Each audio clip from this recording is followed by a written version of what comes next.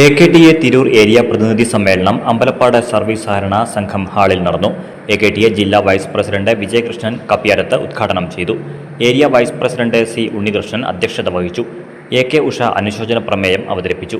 Ajitha Sathyan, MS Annamma, Santhakumari Mohan, AA Pius, Ramya MT, CK Sunitha, Rajasree തുടങ്ങിയവർ സംസാരിച്ചു. Area president PN സോമനെ ചടങ്ങിൽ ആദരിച്ചു. കിട്ടാത്ത കാലത്ത് പോലും കൃത്യമായ മെമ്പർമാരിൽ ചെന്ന് മെമ്പർഷിപ്പ് ചേർക്കുകയും സംഘടനയെ ഒരു നല്ല നിലയിൽ എത്തിക്കണമെന്ന ഉറച്ച വിശ്വാസമാണ്. അതുവഴി അവർ നേരിടിയെടുത്താണ് ഇന്ന് നമ്മൾ ഈ അനുഭവിക്കുന്ന മുഴുവൻ സുഖ സൗകര്യങ്ങളും. എപ്പോഴും നമ്മളൊന്നറിയേണ്ടത്, ഏതൊരു സംഘടനയുടെയും നിലനിൽപ്പ് എന്ന് പറയുന്നത് ആ സംഘടനയുടെ നേതൃത്വമാണ്.